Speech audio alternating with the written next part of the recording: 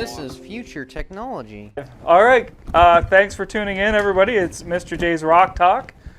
This is hopefully episode 1, if it makes it to air. Today we'll be talking about our favorite artists. Yeah.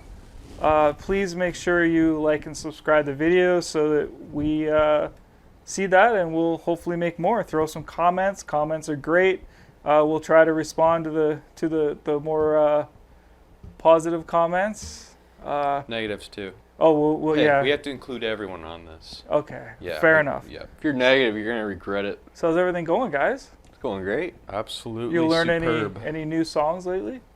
Yep. I've learned some Weezer songs. Is that your most recent kind of song that you've learned? Is Weezer? What, the hash pipe song? The Hash Pipe? Yeah, I just learned that like a couple seconds ago. Nice. And Josh, what about you? You got any new songs? I've been learning "Damn It" by Blink-182. Damn it. Damn it. Nice. It's very On good. the drums? I can play it on the drums, but Yeah. on the guitar. Oh, you've been learning on the guitar? Yeah. He's been trying to do that more recently, get into the guitar stuff, and he knows the chords pretty good now. Yeah. I'm learning.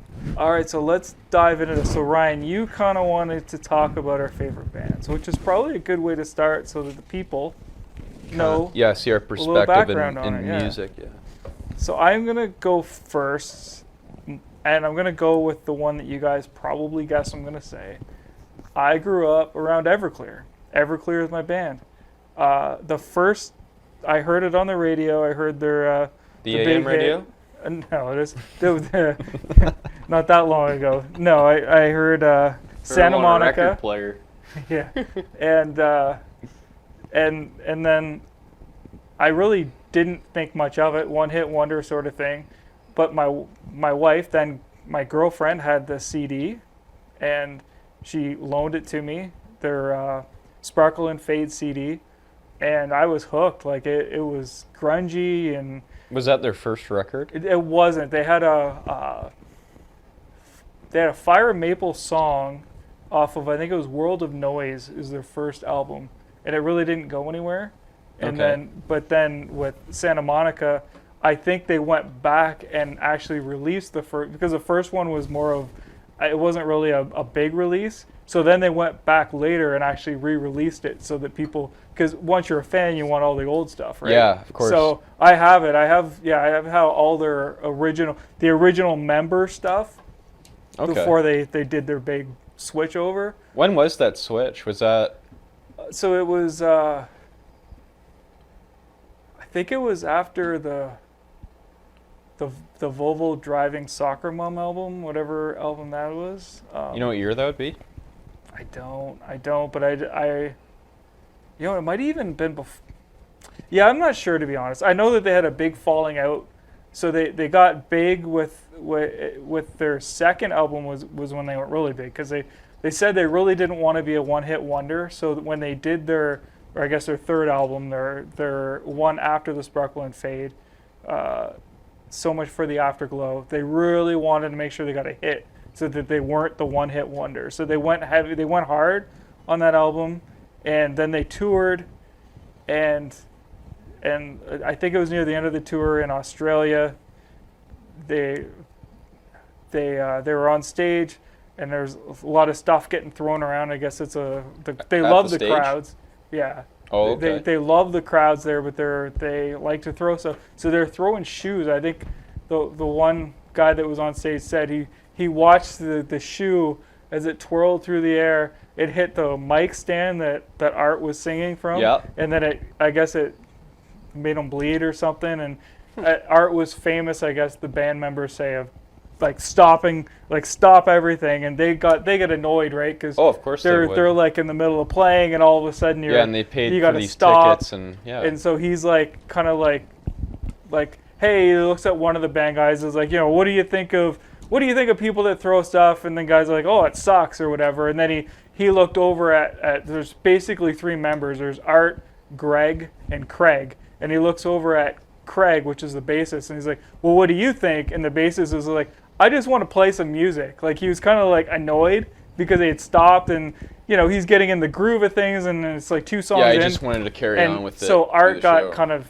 ticked or offended at that, and so Art kind of shoved him, and he wasn't expecting to shove, so he fell off balance.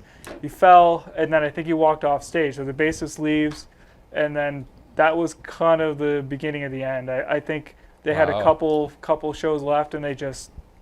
So after that, yeah, they ended up getting some new members in the band, and they're still good. Art's, great songwriter. So just Art's in the band today? Yeah, so it's Art, and then there's a bunch of other guys that have been with them for a while, but it's not the same guys. Like, it loses its, the original appeal when it's... Yeah, look at Guns N' Roses when Axl Rose kind of started it up again. The only person originally in that band was Axl. That's kind of the same case with Art. Yeah. So I was able to see Everclear live a couple of times. How many times? I saw them in Sarnia at Bayfest back in the day. It was funny because my other favorite band is Collective Soul, and it was Everclear and Collective Soul one night at Bayfest in Sarnia, of all places. Like, you would never expect that. So, we have to go. So we get there, and it's just downpouring, thunder, lightning, and I guess backstage there was a big argument of who goes on first, because Collective Soul was like, well, we're the bigger band, so we'll go on last, and Everclear was like, no. Art was throwing his power, so he wanted to go last. So it ended up Everclear went on before Collective Soul and played awesome, played amazing. But by the time they were done, it was just a mud pit, and it was raining even harder. And so Kelly and I were like, we got to go. Like, we don't, because there was like a big delay. We're like, I don't even think Collective Soul's coming out because it's an outdoor concert. They're not going to play in this. So we left, and just as we're getting in our car at the parking lot, we can hear that do-do-do-do-do-do-do-do. Oh. And we're like, son of a, and we're just drenched. So we left. So that was our one chance to see them both, and we didn't do it. But I saw them then. And then Art played a couple years ago at Niagara Falls. He played. Is there a picture of you with Art?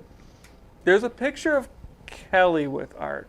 I was a little bit like, okay, this is like You're my starstruck? idol. Yeah. And so I'm just like, okay, so there's a picture of Kelly, and then Ike's coming back. But it was cool because he was talking to the guy, but he was so great because it was just him, and then he had Eve Six frontman was there. Oh, yeah. And then Sister Hazel, the two guys from Sister Hazel. Yep. And they just sat in a circle and told stories and played a song, and they did take turns. It was the greatest thing. That's the coolest kind of rock stars right there, the ones that hang out like that. I think Art had a 12 string. Like, Art always has to show everybody up, right? They're playing their 6 string, and he's just going to, like, just playing awesome.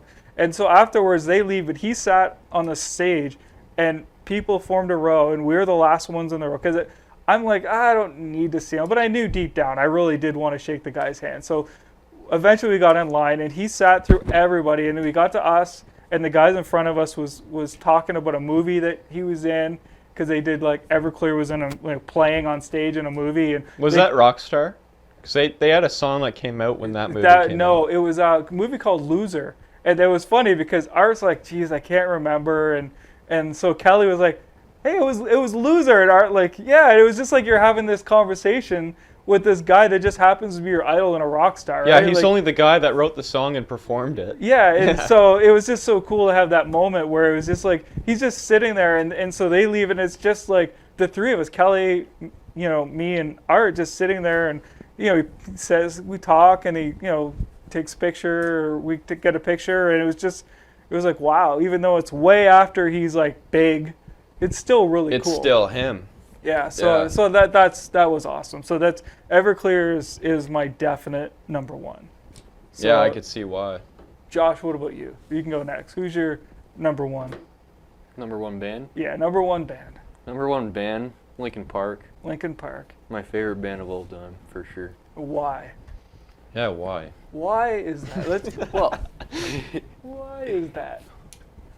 Why are you? Do you want the music story or the singer story? Let's hear it all. Okay. Let's hear it. What makes you love Linkin Park? Well, one of them is how deep their music is. All of it is extremely deep. All of it's about, like, self-hate, and I think it's, like, I just really like it. It seems more uplifting. Like, it's not as dark as... Well, it depends on, I think, where you listen to it. Because That's if you listen to something like Given Up or something like that versus Heavy. Heavy is Like they're both, in that kind of negative headspace. Mm-hmm. But obviously Heavy is not as hard and raw as Given Up. So I'd say they're more uplifting, if anything. Like, if you listen to the song Crawling, it's about, like, he's just not comfortable being himself. He's never at any point been comfortable with just being anything. Like, so you think a lot of his songs were very personal? Very, yeah. He struggled with horrible depression, and his story, like, how he got in the band.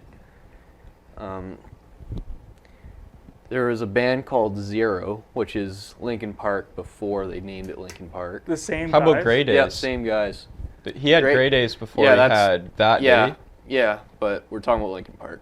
Oh, I thought you were just talking about Chester Bennington in general. Well, but yeah, go on. Pretty much, Chester Bennington, for 2 years of his life, like 18 to 20, he's been living in a broken car that can't move on the side of a road. Jeez, And he never had any money. He worked at Burger King where they underpaid him. Oh, yeah. And gave him all the bad jobs. Like all the dirty cleaning? jobs. Yeah, they just treated him horrible, and he didn't plan on living very much longer. He had a bad drug addiction. He was really bad on heroin. So he had no hope to get a house or anything, so he just did it all on drugs. So, yeah, Linkin Park came out, and they were looking for a singer, and Chester Bennington sent them some of his old band stuff from Grey Days, and they wanted to meet up with him. So Chester Bennington, he went like across the country to go see them. Oh, yeah? Yeah, something like that. I wonder what resonated where he's like, this is my band. Yeah. That's funny, eh? Yeah, he went there, and they absolutely loved his voice, and yeah, they pretty much had music already made, and they let Chester like edit it and fix what he thought could be improved. And yeah, it was just a really amazing story, and from there he got sober. You should tell about how they actually did that one song and it helped them get into sobriety. Yeah. The Breaking the Habit. And Meteora, their second album, a song called Breaking the Habit. Mike Shinoda, he's the rapper. He plays the piano and he plays the guitar. He's pretty much all over the place with the band. He's a multi-musician, he wrote a song for Chester because he wants him to get sobered up, and because he knows he's a really good person. Yeah. He just doesn't like to see such a good guy go such downhill. So he wrote a song called Breaking the Habit. He made it for Chester. And when Chester played that song and read it, he completely stopped. Oh, yeah? Yeah, they sat him down, they read it to him, and they told him what he really looked like when he was on the drugs. And yeah, pretty much it hurt him so bad that he never wanted anything to do with it again. And another thing is, when their first album, Hybrid Theory, when they were trying to get that to a record company, no one would take it because they thought Mike Shinoda, they thought he wasn't good enough. When him and Chester are like the two people of the band. Yeah, for sure. Yeah. Yeah, they said that they'd be better off if they kicked him out of the band. And Chester, he was pretty much like, screw you guys, I'm going to go find another one, and we're going to make it big. So then they finally found one that accepted them, and then a couple months later, they get the award of Best Album of the Year. Wow. It's funny how record plays. Did you ever get to see them live? I've never gotten to see them live. I'd love to, because they put up amazing concerts. Now?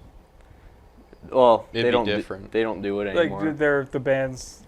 Like, they say they're still going, but they're not really doing much. Like, do they have a lead Don't singer? they have his No. son as a singer or something like that, or is that Grey Days? For Grey Days, Chester, he wanted to go with his old band again from the 90s, and That's my favorite one of his bands. Is Grey Days. unfortunately, he Loved it. passed away before Oh. they could record stuff, so Chester Bennington's son took over for Oh him. yeah, that's neat.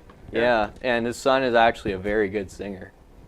And it's Grey Days. I'll have to check Yep. that one out. Yeah, but I really like the band because of who they are as people. Chester, he's just a straight up good person. Mm-hmm. Like, he's very nice. He always goes out of his way to help fans, and he'd even stopped his shows to, like, they'd be in the middle of the song, a fan passed out, and he's like, "You pick that person up, bring him backstage, or he's gonna wake up and backstage at her concert." Oh yeah. That's kind of cool. Yeah, Yeah. so the guy wakes up backstage, and they're like, "Holy shit, is that Linkin Park?" He must have died. Wow. And they talked about how it was like the best thing that ever happened to him. So, yeah, I really like the band because of that. They're just good people, and Do you have a Great favorite music. song? there's so many. Just, How about your favorite record they put out? I absolutely love Hybrid Theory and Meteora what's their big hit off of Hybrid Theory? in the end. And okay. Yep, and want to know something funny about that one? What's that? When they made that song, Chester, he said out every song on that album, which they had 12 songs on there, he thought that was going to be like the Outcast. Oh, yeah? Yeah, and it ended up being their biggest song they So ever weird. had. That one and Numb, the biggest songs they've ever put out. Huh. Ryan, number one favorite band? I got a lot of favorites, but it all comes to Nirvana. Nirvana. Nirvana. There was a point in time where I was into hair metal, like Def Leppard. We actually got to see them live with Poison and Tesla. Still the best night of my life. Yeah. And I really liked that stuff, and so I kind of figured, oh, well, I wondered why that kind of music faded away. And then there was this night where I was watching with my dad Saturday Night Live. It was a 1993 episode with Charles Barkley, the basketball player. Yeah. And they had Nirvana as the show, and they performed Heart-Shaped Box, and I was like, that is the coolest song I've ever heard in my life. And so I was probably about 12, and I just started playing guitar. And a lot of the stuff they teach you in your guitar lessons will be like easy stuff like power chords. Yeah. So like Smells Like Teen Spirit and stuff like that, like you would kind of just learn. And I instantly just got addicted to the album called Nevermind. Yeah. And I could say till this day that is my favorite album. I have it on any platform except actually a record. Oh yeah. I think I have it on cassette. And so, yeah, like I got these 3 guitars here because of that's what Kurt Cobain used, and I always really thought he was a neat guy. Yeah. I always thought a whole lot about his songwriting because there's always a reason why they write these songs. And if you listen to a song, we'll say for example, Something in the Way, that song is it's a depressing song about how he felt abandoned and he actually slept under a bridge Oh yeah. in his teen years because he felt so abandoned. And so I just kind of thought, wow, I never thought I'd see that kind of emotion in songwriting, how deep that can get. I just really like their stuff, and I think their Unplugged MTV show is probably my favorite performance. And, yeah, that was good. Yeah. I think everyone in that band has a whole lot of talent. Like, look at the Foo Fighters. Yeah, does it Dave make Grohl, you a fan of the Foo Fighters just because of the Oh, link? no. I actually heard of Foo Fighters probably before Nirvana. Oh, yeah. And I just thought that Dave Grohl is such a talent. Like, there's his Foo Fighters career where he has, like, his guitar and singing. Then you have his drumming. And whenever he's playing the drums, I think he's just the coolest dude on drums because he plays like a total punk. Yeah. And then you see this whole other side of him with the Foo Fighters. Yeah. And it's really something to see what one guy can do in two different bands. Who's the other guy? Chris Novoselic. Okay, and that was the bass? Yeah. Okay. And I think he quit music kind of after when Kurt passed. A lot of people in the grunge, like when he died, a lot of that music kind of faded. Yeah. I heard that once in a while they do get together and jam a little bit. So maybe a little bit. He probably like quit the whole commercial side of it, but he probably still, like us, likes to, sit down and play some guitar once in a while. Yeah, and every now and then you'll see a video of like Chris and Dave, and sometimes Pat, who he was like their second guitarist at one point. They would get together every now and then, and they'd cover a song. Yeah. And just recently, Dave Grohl played the drums of "Smells Like Teen Spirit" publicly for like the first time in many years. Wow. And he still has it, and so I just think talent like that is just inspiring. Yeah, I heard the way he learned the guitar is to treat each string like a different part of the drum set. Yeah, that's exactly how he did it, and how he learned drums is he actually had pillows. Oh, really? In his room, and he'd just be hitting them with these sticks. And I've read his biography that he did, and his mom was like, "All right, I think it's time we should get him a real drum set," because he was playing to the point where you'd look at his window and it would be all steamed up because of how much he's like sweating and playing. Oh, really? And so, yeah, I think that group has a lot of talent. I think it really changed like a whole era of music. I think overall, like, it made me want to pick up a guitar. Yeah. So that's my band. So I'm gonna go with my second favorite band. A little ways down from Everclear, but still pretty far up there, is Collective Soul.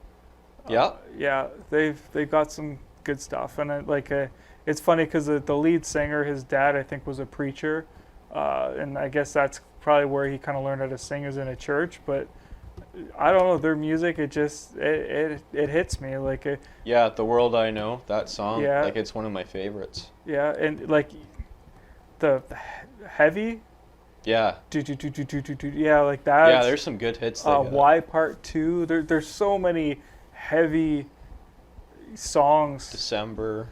Yeah, December. It's so many of them. A lot of good stuff. I can't remember what album it is. It's an album with with heavy, and like every Saturday morning I put it on, to the point where now my kids are huge fans of, because they're like, we just remember every Saturday listening to that one album from beginning to end, and they love it. And even now they'll put it on and listen to it. And yeah, it's just, when you can listen to a whole album, I mean, that's a sign that you really like the band, right? Like that's and I got to see them, well, we missed out in Bayfest with the pouring rain, but then they came to Chatham. So we did get to see Collective Soul in Chatham, which is, again, like, look up Chatham, Ontario on a map. There is no reason for Collective Soul to ever be in Chatham, Ontario. Yeah. So they played at the airport, which is like just down the road, right? It's just over there, yeah. Yeah, it's not that far away. So, I mean, Collective Soul was right there. We got to see them, and it was kind of cool because it was called Rock Stock, and they were like the headliner, but they had do you guys know a band called Crash Karma? Yep. Yeah, they played there. A little band. Didn't Our Lady Peace play there? Well, Or is that a different Karma has the lead guitarist of Our Lady Peace. Oh, that's what I'm thinking of. Yeah, Crash Karma had like Jeff Burrows from the Tea Party on drums, and then the Our Lady Peace, and then it had Edwin. I don't know if you know who Edwin is. If you don't, you should look him up. Great singer. He was the lead singer of Crash Karma. So it's like the Canada's version of like a all-star band, and so it was really cool. Marana's Trench was there.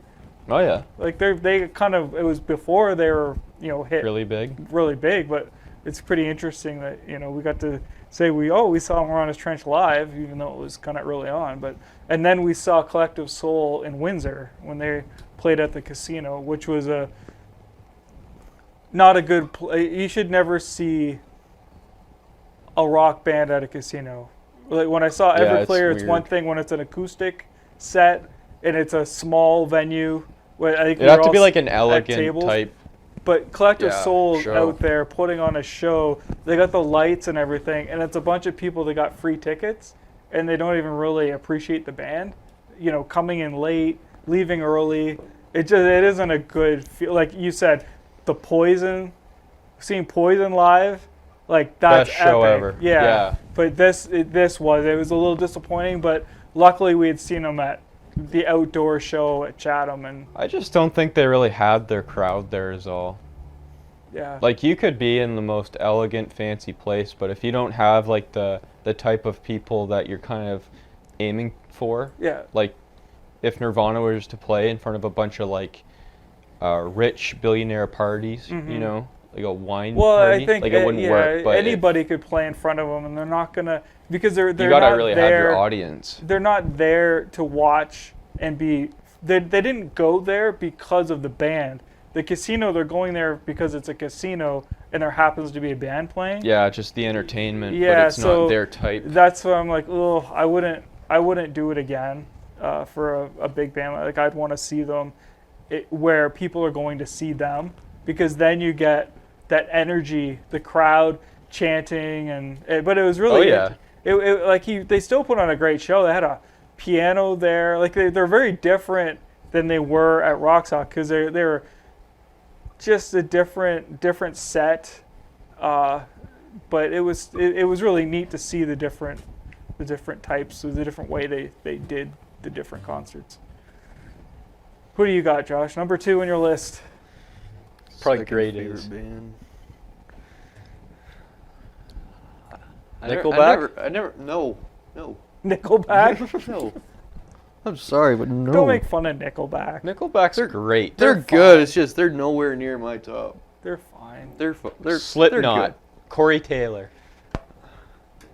Who is it? I do like Corey Taylor, like every career he's had, but I don't even know who that is. He's a you know the Slipknot band. singer. You know the song Stone Through Sour. the Glass. I'm sorry, guys. Old man Mike over here is Song's like 20 years old. sorry. You must be that old. Well, I'm just saying, like 20 years ago, I wasn't even born listening 20 years ago. to that stuff. Don't you know this song? Yes. Yeah, that's It Corey plays Taylor. in a lot of places like Shoppers.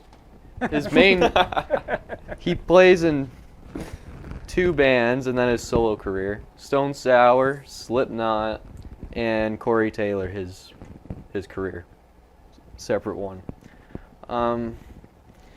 Like I said, I never really think about what's my favorite band. I know Linkin Park is the band, but I'm gonna go off other people I know really good, which I know Chris Cornell very good. I know Lane Staley pretty good. Like first name basis. Hey, yeah, how you I know a doing, lot of Chris? history, but behind the bands, like the people. Mhm. But Corey Taylor, he has great music. He's like he goes all over the place. I've never heard you guys cover any of the music. I don't. We've done a few on our Oh, yeah? own, but Okay. Yeah, You probably know that I'm gonna have no clue. that's all right. We're here to talk about stuff we didn't know. Yeah, So exactly. yeah, he has a very, very horrible story, similar to Chester Bennington. Does he? Yeah.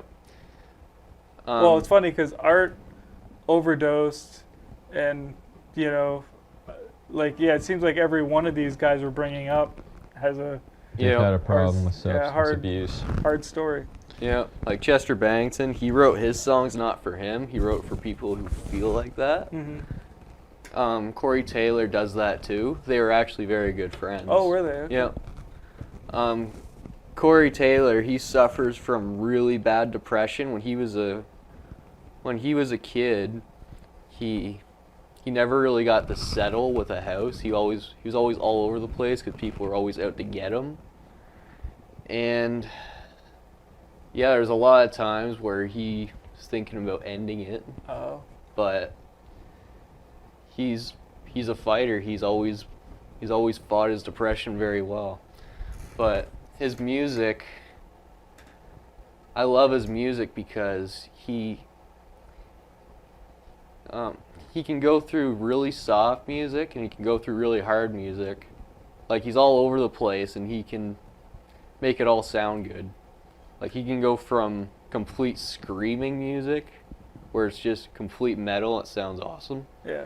And he can go to like really soft stuff where it's just like acoustic and really good. I really respect him. He puts his opinions out there on people. Like, if someone does something wrong at his concert, he lets them know. Oh yeah. Yeah, like he's seen this guy on his phone while he was doing his concert, and he went in front of him and he just took his phone away and brought it backstage, and then he gave it back to him. He said something like, if you're here for a Slipknot concert, you gotta be in the mosh pit, buddy. Like, he wasn't mean about it, he was just having fun. Yeah. But yeah, he's just a great musician, has really deep songs, and I respect him a lot. He's done a lot of good. He's done a lot of good in this world for a lot of people, and I think it's amazing that how much he fights his depression when you hear his backstory and it's so dark. Like, he still suffers from it really bad, but he fights it really good. And yeah, I just really respect the guy. He's just a good person. Maybe I'll listen to some of their music and Give it a try. It's a lot of give good it stuff. a try. A lot That'll of be good my stuff. new thing. I'll Yeah, give it a try. he's definitely one of my Is there a top lot of musicians. explicit lyrics? A lot of swearing? Depends on The- what career you're looking at. If you're looking at You're looking Slipknot, at yep. If you're looking at Slipknot, some of it's like rap metal, some of it's Yeah. just metal. You'd probably They only like have Stone one- Sour. I Stone think you'd Sour like. is like a 2000s rock band. Okay. It sounds really good. I It's love kind it. of Write the that stuff down. we kind Yeah, of like cover a Stone lot Sour, I know they got some radio play. So they're Yeah. Yeah, they're an excellent group. Yeah, he's always been a really good guy. Yeah, I've always really liked him, and he's not afraid to diss people, like Yeah. the people who are not talented at music. Oof. Adam Levine, for example. See, He I had don't that know. coming though. He, it's a little off topic, but the guy is very successful and sells a lot of records. You can say the guy isn't good at it, but I'm pretty sure he knows a little bit about what he's doing with music. Yeah, I agree. I don't know if he can play Hey, an if people are instrument. buying, he's doing his job. Yeah, but like I don't know if not for he me. knows an instrument or not. I know that it sounds like his family was rich when he got started, and maybe they kind of propped him up to get him started. But who cares? Yeah, Like, Corey Taylor, he wasn't going at him for his music, which he kind of was, but he was more going at him because of who he is as a person. Oh, okay. Because He has a he's bad reputation. yeah, he's Yeah. not a very nice person. He's rude to his fans, and he doesn't Corey take Ta- pictures with ugly girls, put it that way. he said they won't take a picture with people who aren't good looking. That's snobby. And Yeah, Corey Taylor, he's Okay, I'll take it back. So good for him calling it out. Yeah. We Okay. educated you today. Thank you. So, what do you got? Number 2 on your list, Ryan. Number 2. The Red Hot Chili Peppers.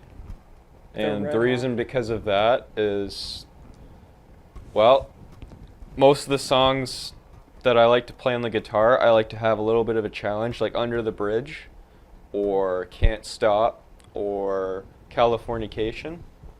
I find that those guitar stuff that John Frusciante does, mainly John Frusciante, is just so incredible what they did, because they came out kind of in the grunge era, right? Yeah, Where it was yeah. all about just raw, heavy sound. Yeah. And these guys were just funky. Yeah, they put and their they'd go funk on it, stage and they'd put on just a wicked show. And I just thought, man, these guys are awesome as rock stars. And I bought every single record they've ever put out since 83 or 84. Oh yeah. And They've been around that long? yeah. No. they didn't have. get big until They have. the I 90s. have them all. Wow. They've lasted a long time on the local scene. There. Yeah. Jeez. And when they do their tour, I'm going to do anything in my power to try to get some tickets, because I really like them, and there's not a lot of bands that I really have that are still going on. Red Hot Chili Peppers, just overall I find them a very cool group. They're so different from anything else you ever hear. Some of their songs, a lot of them are really funky and kind of just, they don't really mean too much. Yeah. But every now and then, there's just an incredible song that they wrote, like the song Tearjerker. That's actually about the death of Kurt Cobain, and they wrote it about him. And so yeah, they're all over. They write some of the stupidest lyrics, and they write some of the most down-to-earth stuff. And just as a band as a whole, I think they put in a lot of diversity with that. And for that, I'd say they're one of my top favorite bands ever. Good stuff. All right, I think we'll cut it off there. Good. So thanks everybody for tuning in again. Please like and subscribe to our channel. Give us some feedback so we know where to go. If you have any topics you want us to cover, we would love to do it. Thanks for watching. Mr. J, out. Taquito. Yep.